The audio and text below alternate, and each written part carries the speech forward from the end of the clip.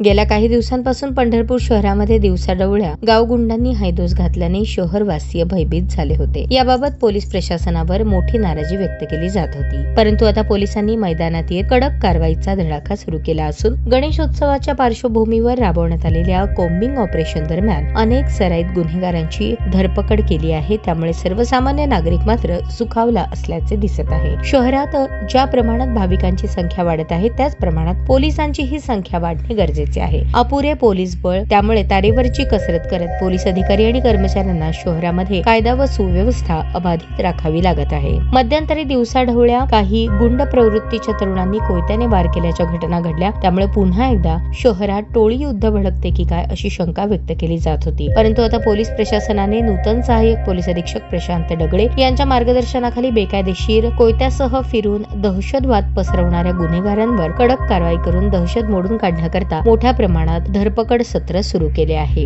Instagram, YouTube व social मीडियावर गुन्हेगारी बाबतचे व्हिडिओ अपलोड करून दहशत पसरवण्याचे प्रकार करू नयेत असे आवाहन केले आहे। गणेशोत्सव, नवरात्रोत्सव व इतर सर्व सण शांततामय व व्यवस्थितपणे पार पडावेत यासाठी पोलिसांनी कोम्बिंग ऑपरेशन सुरू केले आहे। या ऑपरेशन दरम्यान 2 पांढऱ्या रंगाच्या 4 चाकी पिकअप, 5 मोटरसायकली तसेच 25 सराईत गुन्हेगारांना जेरबंद करून त्यांच्यावर कायदेशीर कारवाई करण्यात आली आहे। या कारवाईमुळे तुर्तास्तरी शहरवासियांना दिलासा मिळाला आहे। मात्र सदरची कारवाई व कोम्बिंग ऑपरेशन हे वारंवार राबवले जावे आणि ज्याप्रमाणे जुने काही अधिकारी वेषांतर करून जनसामान्यांमध्ये घुसून गुन्हेगारांना पायबंद घालत होते तशीच भूमिका ही सध्याच्या अधिकाऱ्यांनी घ्यावी अशी मागणी पुढे येत आहे।